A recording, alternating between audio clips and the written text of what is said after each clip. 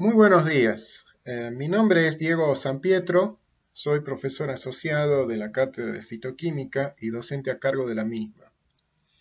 En la clase de hoy vamos a abordar el metabolismo vegetal de los glúcidos, que es la unidad 4 del programa de la asignatura.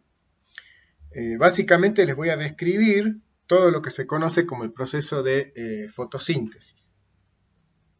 En la próxima clase desarrollaremos dos unidades más del programa de la asignatura que tratan sobre glúcidos, que son la unidad 5, que es de biosíntesis de monócitos y oligosacáridos, y la unidad 6, que es la biosíntesis de la sacarosa.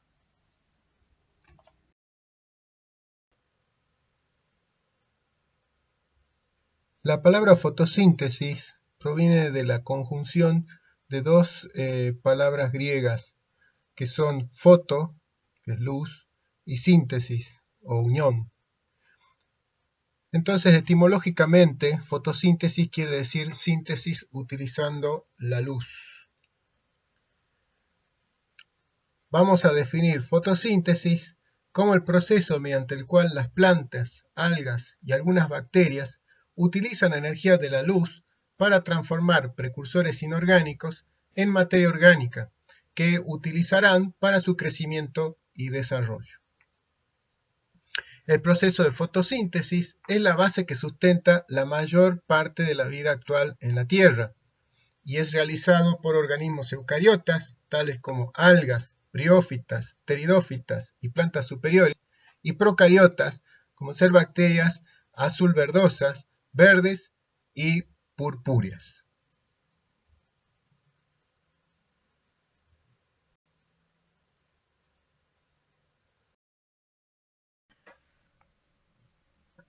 El proceso global de la fotosíntesis consiste en la oxidación del agua con liberación de oxígeno molecular. Los electrones del agua son utilizados para reducir el dióxido de carbono procedente de la atmósfera, dándose lugar a la síntesis de una exosa que es la fructosa 6-fosfato. Esta sustancia es el primer producto del proceso fotosintético, a partir de la cual se sintetizan monosacáridos, oligosacáridos y polisacáridos. Probablemente el oligosacárido más importante es la sacarosa, que es la forma en que el carbono asimilado se transporta en todo el vegetal. La ecuación global de fotosíntesis que acabo de describir corresponde a la fotosíntesis oxigénica, porque conduce a la liberación de oxígeno molecular y la reducción de dióxido de carbono atmosférico con la síntesis de compuestos orgánicos. Sin embargo, algunos tipos de bacterias utilizan la energía de la luz solar para formar compuestos orgánicos sin liberación de oxígeno. Por ejemplo, bacterias que oxidan el sulfídrico para dar lugar a azufre. En este caso, como no hay oxígeno involucrado, es una fotosíntesis anoxigénica.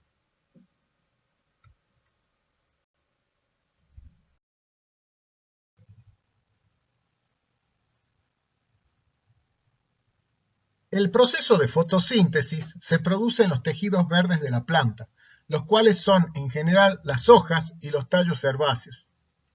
En las células de ellos existen unas organelas denominadas cloroplastos que confieren el color verde por contener un pigmento llamado clorofila. Las células que contienen cloroplastos son principalmente las del parénquima empalizada y del mesófilo esponjoso de las hojas. El cloroplasto presenta una membrana externa inespecíficamente permeable a iones y moléculas y una membrana interna de permeabilidad más selectiva. En la membrana interna hay tres sistemas de transportadores.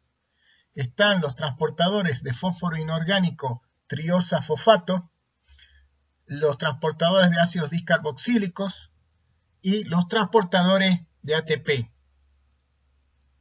En el interior del cloroplasto hay un tercer sistema de membranas que forman unos sacos aplanados. Estos sacos se llaman tilacoides. Están incluidos en una matriz proteica hidrofílica que se llama estroma. Los pigmentos de clorofila se encuentran incrustados dentro de las membranas tilacoidales.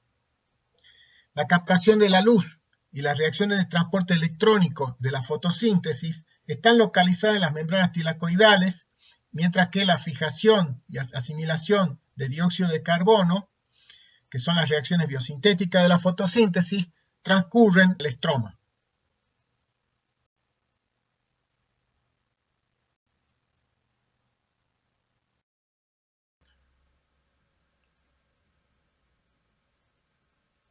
Los transportadores de fósforo inorgánico triosafosfato lo que hacen es exportar el carbono fijado en la forma de triosafosfato en el cloroplasto hacia el citosol y simultáneamente importan fósforo inorgánico, es decir, fosfato, al estroma del cloroplasto.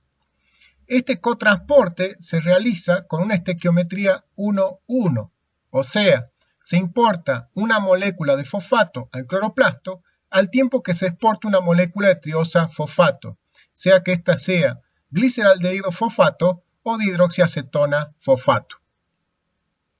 Las triosafosfato exportadas participan en la síntesis de sacarosa y en el metabolismo celular en general. Este sistema de transporte es crucial en la regulación del proceso fotosintético, ya que determina que, en la medida en que se sintetizan triosafosfato en el ciclo de Calvin, se produce aprovisionamiento en el estroma de fósforo inorgánico para que pueda seguir realizándose la síntesis.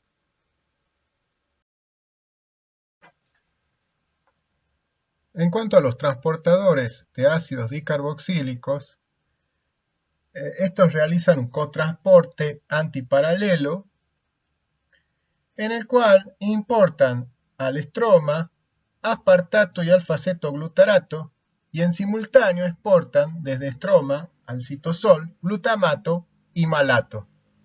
El malato es generado en el estroma al ser reducido el oxalacetato por natfosfato reducido procedente de la fase lumínica de la fotosíntesis. Una vez exportado hacia citosol, el malato se utiliza como fuente de electrones para la síntesis de natfosfato reducido. Es decir, que estos transportadores lo que permiten es proveer de fuentes para poder reductor necesaria para procesos metabólicos del citosol. Nos resta señalar el sistema de transporte de ATP, que posiblemente sea responsable de la entrada de ATP para proveer de energía en la etapa bioquímica de la fotosíntesis.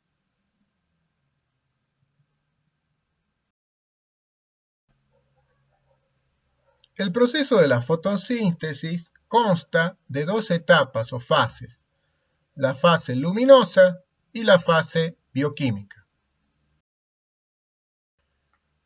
La fase luminosa de la fotosíntesis, las características más sobresalientes de esta etapa son que depende de la energía provista por la luz, se almacena energía en enlaces químicos en la forma de ATP y natfosfato reducido, la generación de la energía química requiere de la disociación de moléculas de agua en oxígeno e hidrógeno, y las reacciones de la fase luminosa tienen lugar en los tilacoides.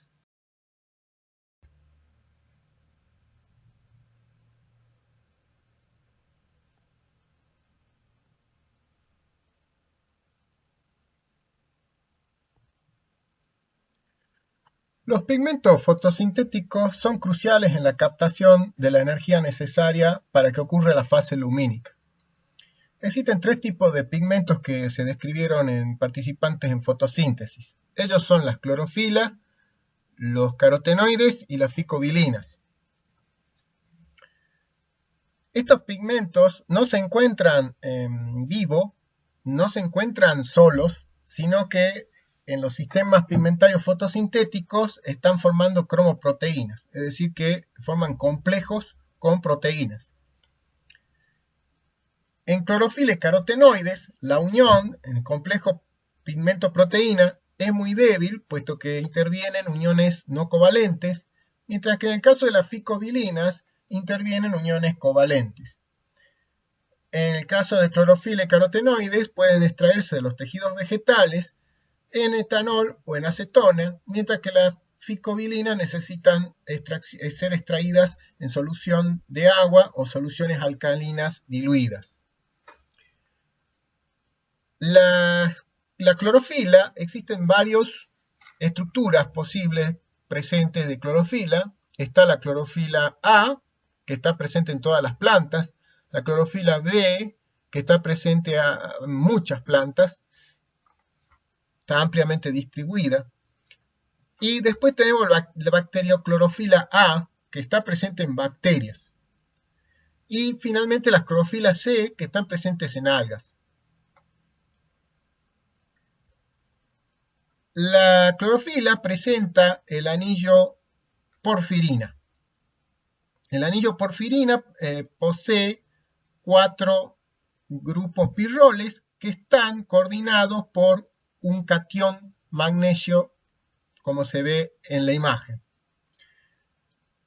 El anillo porfirina, si se fijan, presenta dobles enlaces que están conjugados, que son los que captan la energía, los que se excitan captando la energía. Unido al anillo porfirina, tenemos una cadena lateral lineal hidrocarbonada que corresponde a una molécula que se llama fitol, cuya síntesis procede de la vía del acetato mevalonato, la vía de síntesis de los terpenos que veremos en la clase de terpenos en la clase posterior. Los carotenoides son muy abundantes en el reino vegetal. Están tanto en tejidos fotosintéticos como en aquellos que no lo son. Están presentes, por ejemplo, en tejidos fotosintéticos, estamos hablando de la hoja, los tallos herbáceos, pero también en tejidos no fotosintéticos están presentes a veces en órganos reservantes o en frutos, por ejemplo. En tejidos fotosintéticos cumplen un rol de metabolito primario. Son tetraterpenos, o sea, moléculas de 40 átomos de carbono. Su síntesis la vamos a estudiar también en la clase de los terpenos. Se sintetizan por la vía del acetato mevalonato. Y esta molécula, como ven, también tiene dobles enlaces conjugados. Hay algunos que tienen estructura en los extremos, los tienen ciclados y otros no. Vamos a ver después en la clase de terpenos la existencia de los carotenos y de las xantófilas. La ficobilina también tienen un núcleo tetrapirrol, pero en este caso en vivo no está como está acá representado, sino que el núcleo tetrapirrol está también constituyendo una estructura plegada, como se ve en el caso de la porfirina de la clorofila. No hay, en el caso de la ficobilina, un catión magnesio que coordine los tetrapirroles y mantienen el plegamiento los mismos en la medida que están unidos toda la estructura covalentemente a proteína.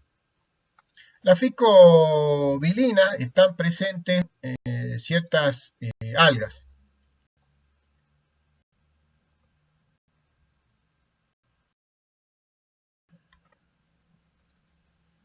Vale la pena resaltar, porque no lo dije antes, que la cadena fitol lo que hace es anclar a la molécula de clorofila a la membrana tilacoides. Los pigmentos alcanzan máximos de absorción de luz en determinadas longitudes de onda.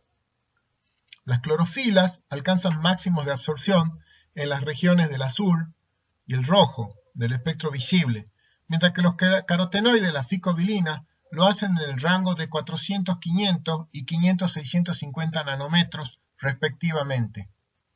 Parte de la energía luminosa absorbida por clorofilas y carotenoides se almacena al final del proceso fotosintético como energía química. El hecho de que clorofila y carotenoides alcancen máximos de absorbancia en diferentes zonas del espectro de la luz es importante porque los carotenoides transfieren la energía que es incapaz de captar la clorofila hacia moléculas de clorofila que están ubicadas en los complejos antena de los fotosistemas.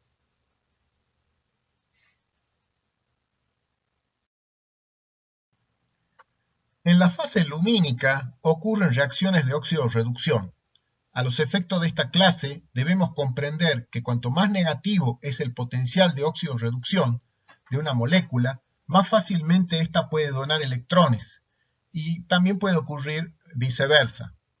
Y la energía de la luz va a permitir alcanzar en los centros de reacción potenciales de óxido-reducción que permitirán el transporte de electrones entre ellos, con oxidación del agua, liberación de protones necesarios para la síntesis de ATP y generación final de poder reductor en la forma de NAD-fosfato reducido. Existen dos fotosistemas, que son el fotosistema 2 y el fotosistema 1. Los fotosistemas son ordenamientos de pigmentos donde se produce la captación de energía luminosa y las reacciones iniciales de su almacenamiento, conducentes a transformarla en energía química. Están formados por el complejo antena más el centro de reacción.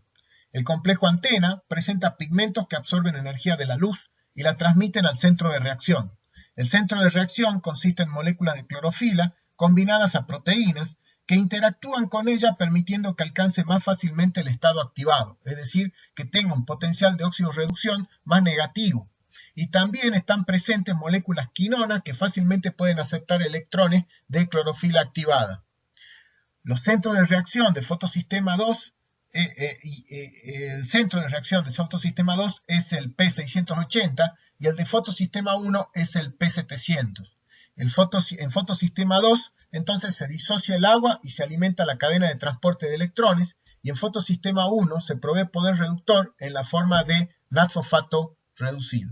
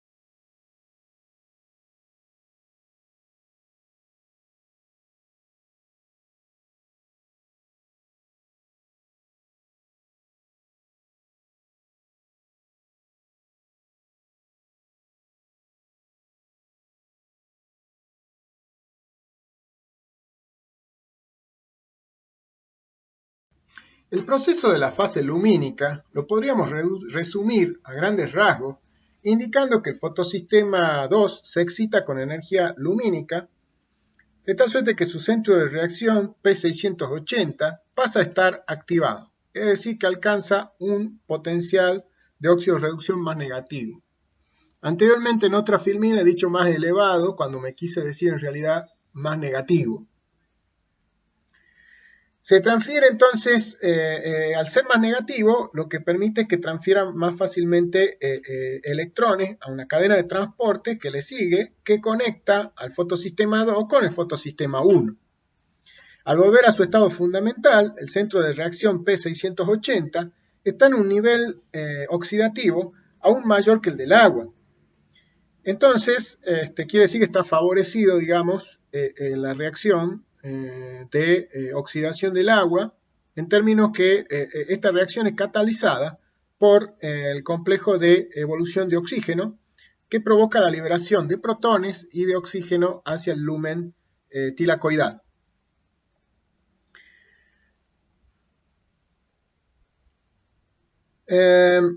Entonces estos electrones del agua lo que van a hacer es reducir al P680 cuando éste vuelva a su estado fundamental una vez que había cedido sus electrones a la cadena transportadora de electrones que conduce al P700. Los electrones entonces cedidos por P680 son transferidos a las quinonas A y B y finalmente ingresan al complejo citocromo B6F. La secuencia de reacciones que acontece en el complejo citocromo B6F permiten incorporar más protones al lumen tilacoidal. Los protones van a ser importantes en el lumen tilacoidal en altas concentraciones para lograr que se sintetice el ATP. Ya vamos a ver en la próxima filmina cómo. Finalmente, el complejo citocromo B6F transfiere electrones a plastoquinona, la cual a su vez los transfiere al centro P700, el cual, excitado por la luz, puede transferir los electrones fácilmente a NAD-fosfato con la intermediación de ferredoxina y una flavoproteína ferredoxina NAD-fosfato reductasa. De esta manera se genera NAD-fosfato reducido, que se utiliza en la fijación de dióxido de carbono en la fase bioquímica de la fotosíntesis. La secuencia de transporte de electrones que acabo de escribir corresponde a la llamada fotofosforilación acíclica. Sin embargo, puede existir otro proceso que se llama fotofosforilación cíclica. En el caso de la fotofosforilación acíclica, como acabamos de ver, se genera poder reductor. En el caso de la fotofosforilación cíclica, el problema es que los electrones, al llegar a ferredoxina, en vez de ser transferidos para ser utilizados en la síntesis de NAD-fosfato reducido, son utilizados, son reenviados al complejo de citocromo B6F. Y este complejo lo que hace, gracias al recibir más electrones, es liberar más protones al lumen tilacoidal. Por ello se cree que este es un mecanismo a través del cual se estimula una mayor producción de ATP para la fase bioquímica.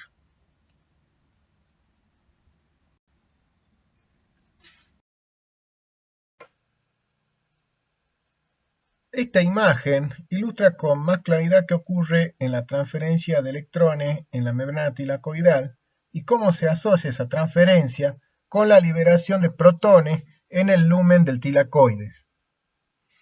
Están representados de izquierda a derecha 4 complejos proteicos involucrados, que son el de oxidación de agua a oxígeno, que da lugar a la liberación de oxígeno y protones en el lumen tilacoidal a partir de la ruptura del agua.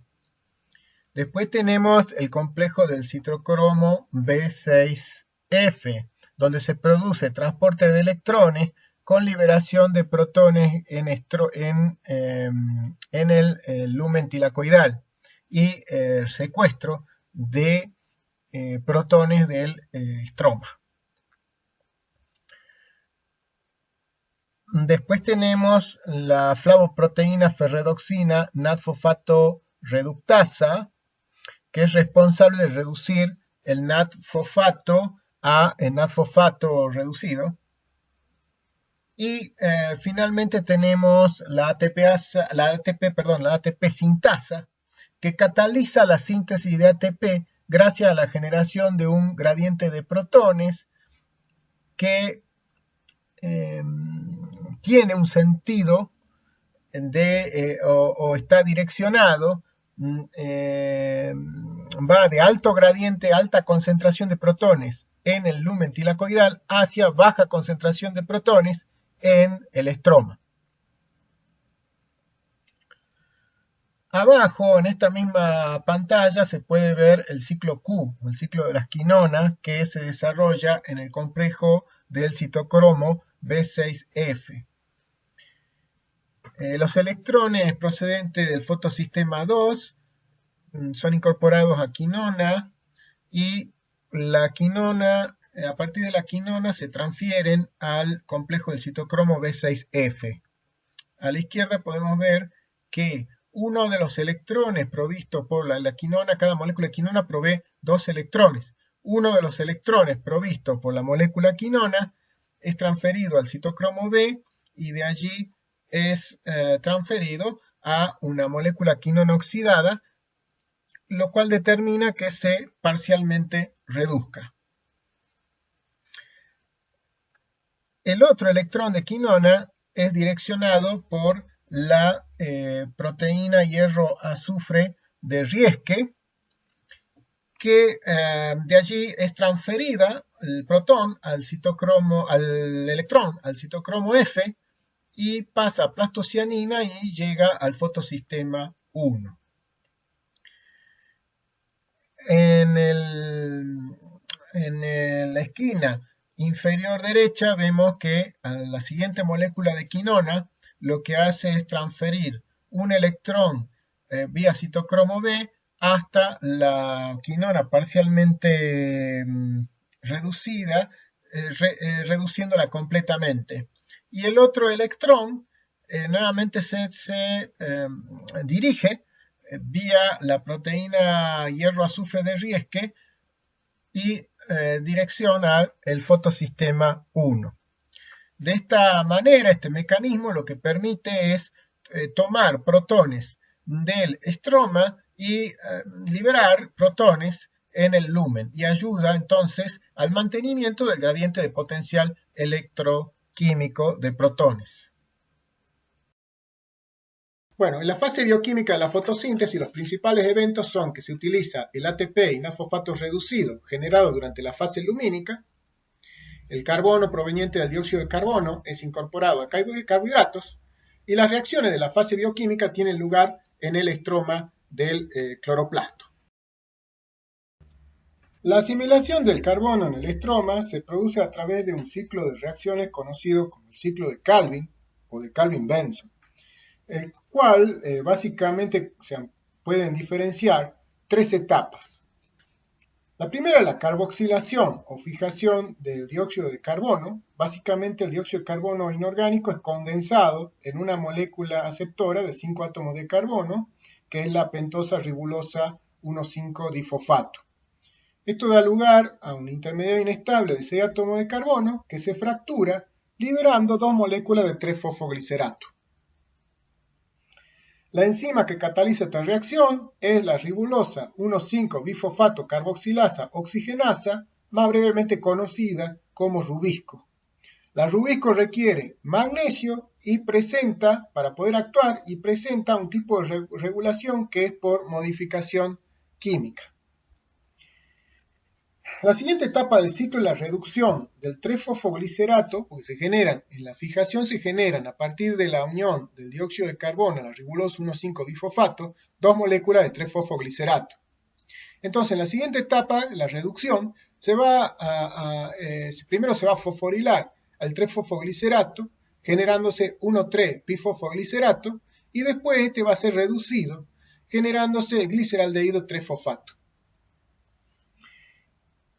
Este gliceraldehído 3-fosfato, un sexto de lo producido, puede ser desviado para usos celulares de otro tipo, como energía en la glicólisis o en la síntesis de azúcares en citosol. Pero el proceso del ciclo de Calvin, para poder seguir funcionando, necesita que los 5 sextos restantes de lo producido del gliceraldehído 3-fosfato sea reutilizado para la regeneración de la ribulosa 1,5-difosfato y así poder continuar fijando el dióxido de carbono. Esta regeneración se da lugar en 2 etapas. Básicamente tiene que sintetizarse primero la ribulosa 5-fosfato y después fosforilarse y así se genera nuevamente la ribulosa 1,5-bifosfato. En una filmina posterior vamos a mostrar que la regeneración se puede dar por varios caminos y vamos a ver más en detalle todas estas etapas del ciclo. En la parte superior de esta imagen tenemos descrito cómo se transforma o se sintetiza en realidad las moléculas de 3-fosfoglicerato a partir de la incorporación de dióxido de carbono en la ribolosa 1,5-bifosfato. Esta reacción es catalizada, como decíamos, por la rubisco y correspondería a su actividad carboxilasa. Y en la esquina inferior derecha está descrito cómo se activa la rubisco. Dijimos que era por transformación química, más concretamente es por carbamilación. Básicamente lo que ocurre es que un residuo de lisina, el grupo amino de un residuo de lisina que está en el sitio activo de la enzima, se le une a él una molécula de dióxido de carbono, de tal suerte que entonces se genera un carbamato. Este carbamato, a su vez, se le pega a este carbamato un catión magnesio, y en esta configuración ya la rubisco está en su forma activa. La rubisco, tenemos la descripción de cómo se regula lo que se conoce en la esquina inferior izquierda. La luz activa a la rubisco. Cuando hay altas concentraciones de dióxido de carbono en el ambiente en que trabaja la enzima, activa la actividad carboxilasa de la enzima. Cuando hay altas concentraciones de oxígeno, por el contrario, se activa la actividad oxigenasa, desencadenándose un proceso que se denomina fotorrespiración, que describiremos en una filmina posterior. En presencia de la luz, lo que acontece es que se incrementan en el estroma las concentraciones de magnesio, y el pH en el estroma también se eleva de 7, pasa a 8. O sea que elevaciones de pH y elevaciones de concentración de magnesio activan a la enzima. Una mayor provisión de ATP también activa a la actividad de la rubisco, y la rubisco puede inactivarse por pegado covalente de la ribulosa 1,5-bifosfato al sitio activo de la enzima. Eso puede pasar, por ejemplo, de noche. Hay un metabolito, un azúcar que se llama el 2-carboxiarabinitol 1-fosfato, que se ha visto que se pega también a la enzima y es un inhibidor nocturno de ella. Cuando amanece, o sea, cuando empieza a incidir la luz, se activa una enzima que se llama la rubisco activasa, que es una enzima que está modulada su actividad por el ciclo tioredoxina-ferredoxina. Esta enzima rubisco activasa lo que hace es disociar los azúcares que pueden estar pegados en el sitio activo, de tal suerte que la enzima ya se puede activar y puede empezar a trabajar.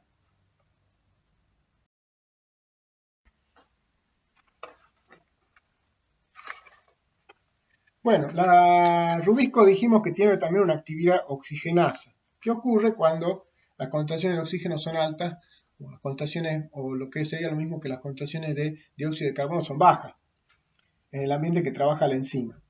El problema es que en este caso, en la actividad oxigenasa, la enzima lo que cataliza es la ruptura de la ribulosa 1,5-bifosfato, produciendo 3-fosfoglicerato y fosfoglicolato. El fosfoglicolato es una molécula de 2 átomos de carbono. El fosfoglicolato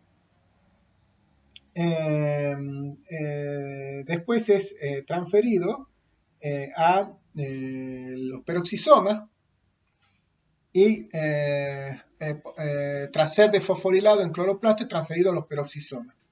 Entonces el glicolato generado sufre oxidaciones y aminaciones, generándose glicina, y la glicina es incorporada en mitocondria, donde es reducida y decarboxilada, es oxidada y decarboxilada para dar lugar a la serina.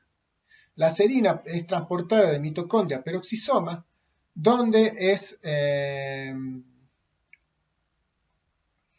desaminada, generándose hidroxipiruvato, y este piruvato es reducido, generándose glicerato. Y el glicerato, al ser fosforilado en cloroplasto, nuevamente da lugar al 3-fosfoglicerato que puede ser reincorporado en el ciclo de Calvin-Benson. Este proceso lo que determina es que hay una pérdida en la eficiencia de la fijación del dióxido de carbono en el proceso fotosintético. Las pérdidas grandes por fotorrespiración en general se asocian a unas plantas que se denominan hoy en día plantas carbono 3, que vamos a ver en un momento. En la etapa de reducción del ciclo de Calvin-Benson, ya les dije que el 3-fosfoglicerato es fosforilado, dando lugar a un 3-bifosfoglicerato. Es una reacción que es catalizada por una enzima fosfoglicerato quinasa. Y 1,3-bifosfoglicerato generado es reducido a gliceraldehido 3-fosfato. La reacción del fosfoglicerato quinasa en realidad es una reacción que puede ser en vivo, puede ser reversible, y lo que hace que la reacción se produzca en el sentido de la síntesis de 1,3-bifosfoglicerato es la provisión de ATP durante el proceso de la fase generado durante la fase lumínica de la fotosíntesis. El gliceraldehído 3-fosfato, por acción de una isomerasa, puede ser transformado en dihidroxiacetona fosfato.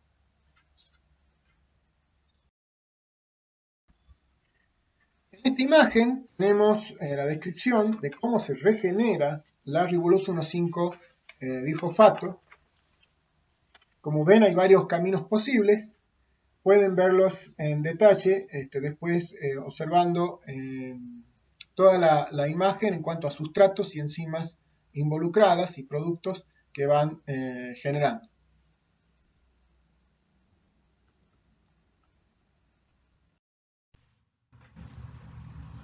El ciclo de Calvin-Benson está regulado por varias enzimas que requieren activación por la luz.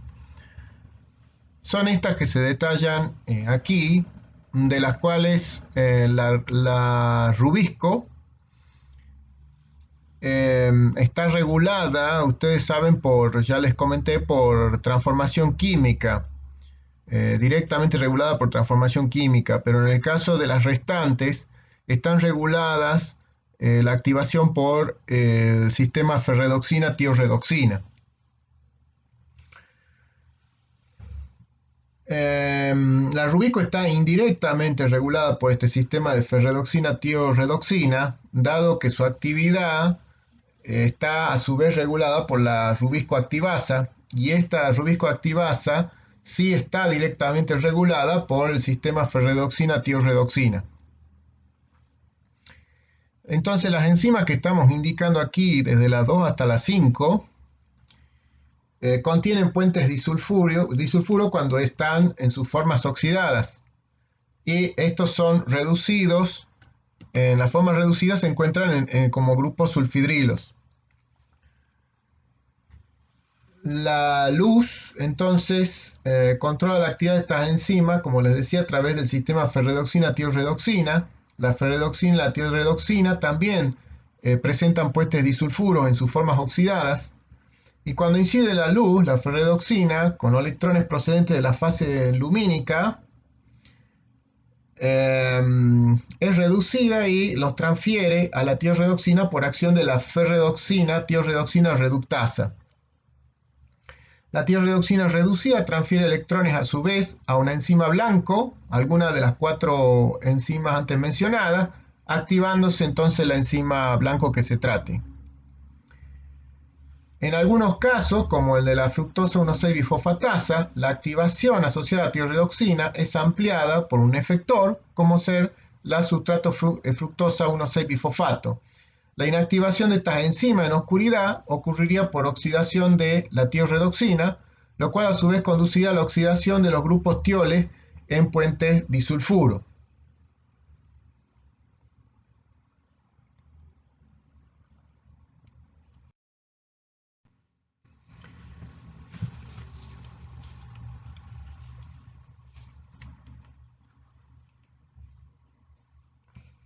cuanto a la estequiometría del ciclo de Calvin-Benson, para producir una molécula de hexosa, de la fructosa 6-fosfato, la primera hexosa producto de fotosíntesis, es necesario consumir 6 moléculas de dióxido de carbono, 12 moléculas de NAD-fosfato reducido y 18 moléculas de ATP.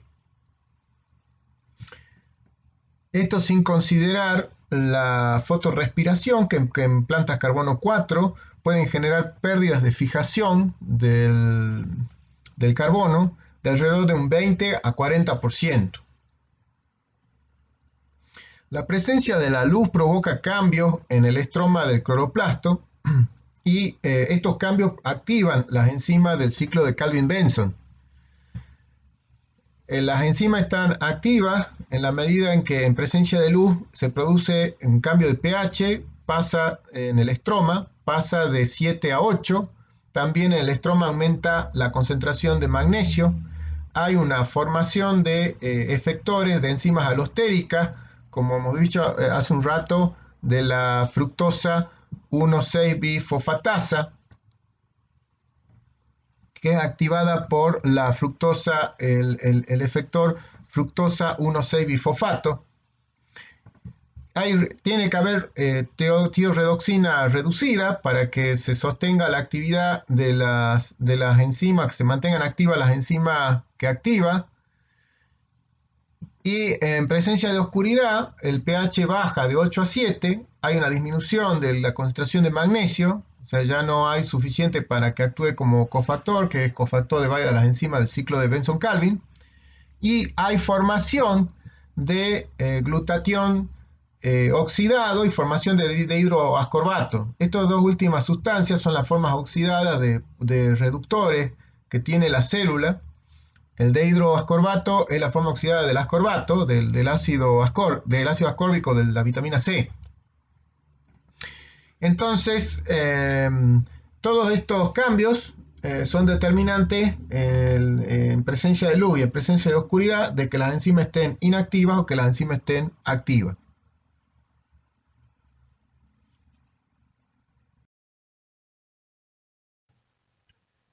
Existen plantas carbono 3, carbono 4 y CAM. Difieren entre ellas en los mecanismos que utilizan para concentrar el dióxido de carbono en el entorno en que trabaja la rubisco. Las plantas carbono 3 solamente presentan el ciclo de Calvin-Benson. Presentan un proceso de fotorrespiración importante, por lo cual pierden mucho carbono, mucha eficiencia en la fijación de carbono por fotorrespiración. Las plantas carbono 4 y carbono 4 y CAM quiere decir metabolismo ácido de las crasuláceas.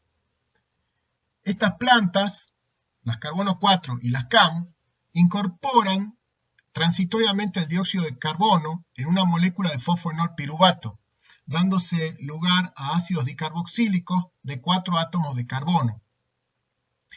Este compuesto posteriormente es transportado hasta cloroplastos, donde se produce el ciclo de Calvin-Benson. Allí sufren de carboxilación, lo que permite generar en esos cloroplastos una alta concentración de dióxido de carbono, facilitándose que la rubisco manifieste su actividad carboxilasa en vez de la oxigenasa.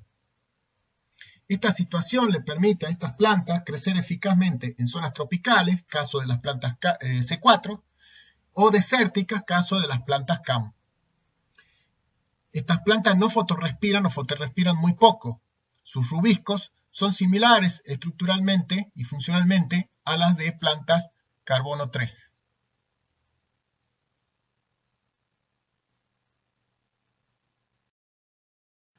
Son ejemplos de plantas carbono 3, la planta del trigo, de planta carbono 4, la caña de azúcar, y de planta CAM, el ananá.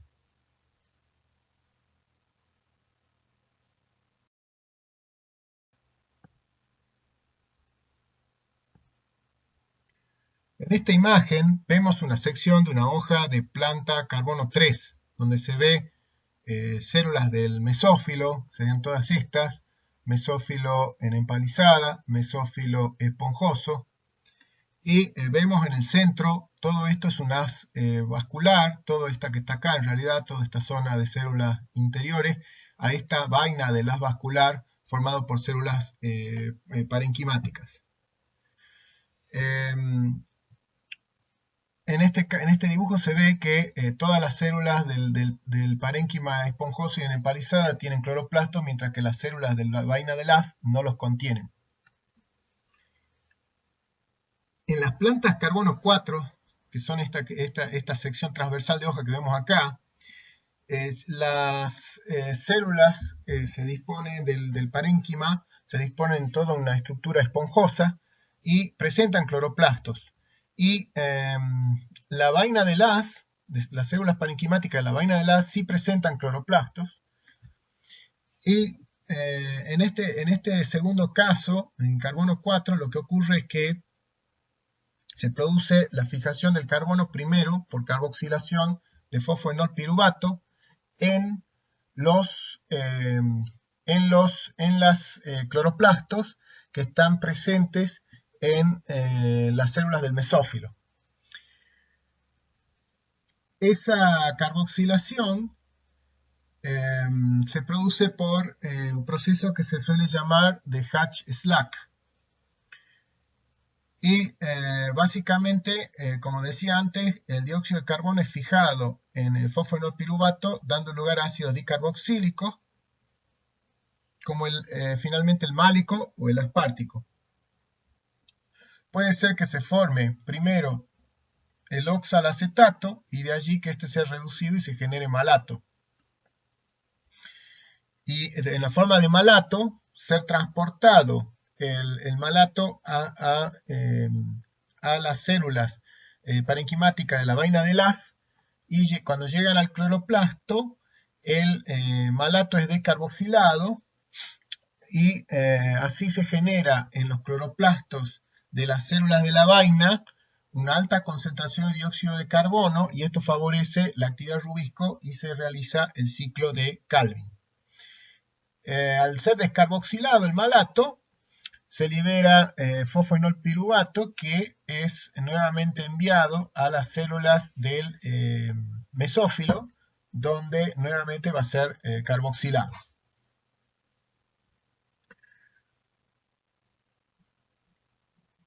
O sea que el ciclo de Calvin solo ocurre en plantas carbono 4 en los cloroplastos de las células de la vaina, y la elevada concentración de dióxido de carbono en el estroma del cloroplasto de células de la vaina asegura que la Rubisco solo actuará como carboxilasa.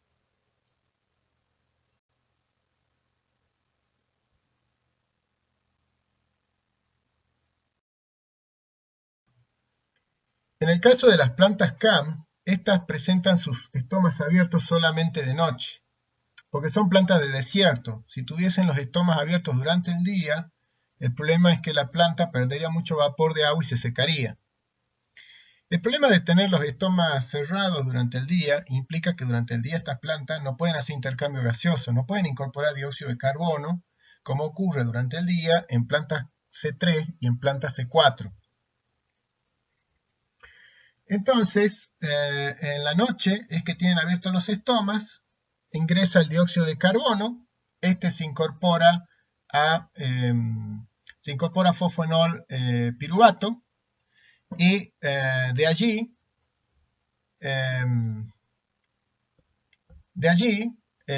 incorporado en fosfoenol piruvato por acción de una se incorpora en fosfoenol piruvato por acción de una fosfoenol piruvato carboxilasa, liberándose oxalacetato, que puede ser reducido a malato.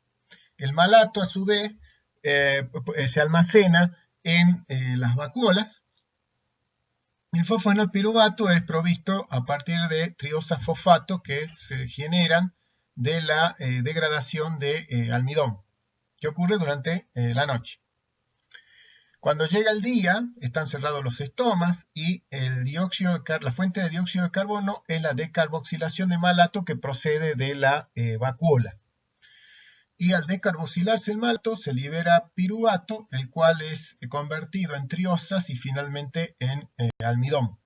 El dióxido de carbono entonces ingresa en el cloroplasto en el ciclo de Calvin-Benson, y eso permite un funcionamiento óptimo de la Rubisco.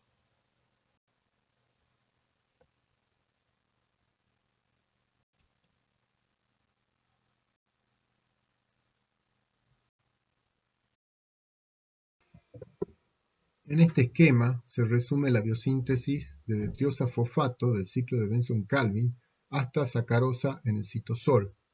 La sacarosa no se sintetiza en cloroplasto, sino en citosol. También vemos como destino alternativo a la de síntesis de sacarosa la síntesis de almidón, que esta sí ocurre temporalmente durante el día en cloroplasto. Generalmente el carbono asimilado se exporta a grandes distancias como sacarosa por la planta, especialmente por el floema. Mientras se sintetiza sacarosa, existe una exportación sostenida de las triosafosfato desde el cloroplasto, a la par de una importación sostenida de fósforo inorgánico hacia el estroma desde citosol. El flujo de fosfato procede de la liberación del fosfato como consecuencia de la síntesis de sacarosa y de intermediarios involucrados en la síntesis. La sacarosa 6-fosfato sintetasa sintetiza sacarosa 6-fosfato del citosol, que al ser desfosfatada genera el flujo de fósforo inorgánico o de fosfato. Si se detiene la síntesis de sacarosa, se detiene este flujo de fosfato hacia el cloroplasto, y las triosafosfato no se exportan del cloroplasto tampoco. Entonces estas se acumulan y se utilizan en la síntesis de almidón. En esta circunstancia, la síntesis de almidón al consumir las triosafosfato evita que se detenga el ciclo de Calvin, permitiendo que se sostenga el ritmo de fijación del carbono durante el día en ausencia de la síntesis de sacarosa. Durante la noche, el almidón acumulado usualmente se degrada, utilizándose en la síntesis nuevamente de triosafosfato para ser exportadas hacia el citosol.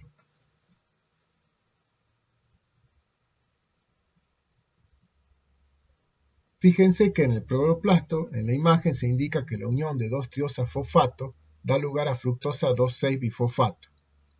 Una fosfatasa, que es la fructosa 1,6-bifosfatasa, elimina uno de los fosfatos formando fructosa 6-fosfato, que es isomerizada a glucosa 6-fosfato, para pasar después a glucosa 1-fosfato, que por acción de la ADP-glucosa pirofosforilasa es convertida en ADP-glucosa. La ADP-glucosa es proveedor de la glucosa que se incorpora al almidón en reacción de transglicosilación catalizada por la almidón sintasa. Si miramos en citoplasma, se ve que en la síntesis de sacarosa mediada por la sacarosa 6-fosfato sintasa se consume UDP-glucosa, la cual se sintetiza por acción de otra pirofosforilasa, que es la UDP-glucosa pirofosforilasa. En la clase que viene vamos a volver a abordar estos procesos. Disculpen chicos, me confundí, es fructosa 1,6-bifosfato y es fructosa 1,6-bifosfatasa.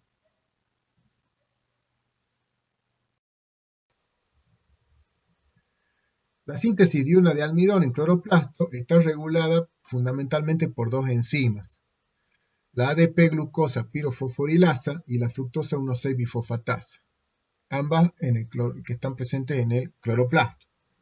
Estas enzimas requieren tiorredoxina reducida para activarse y la actividad de las enzimas es estimulada por la acumulación de triosafosfato en el cloroplasto e inhibida por cuando hay acumulación de altos niveles de fosfato en cloroplasto.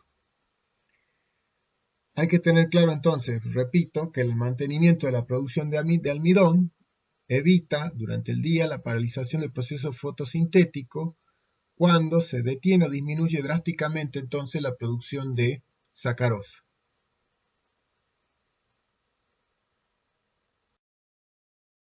Bueno, mis estimados, hasta aquí fue la clase de metabolismo de los glúcidos, la clase 1. Y nos vemos a la próxima clase. Gracias por la atención dispensada.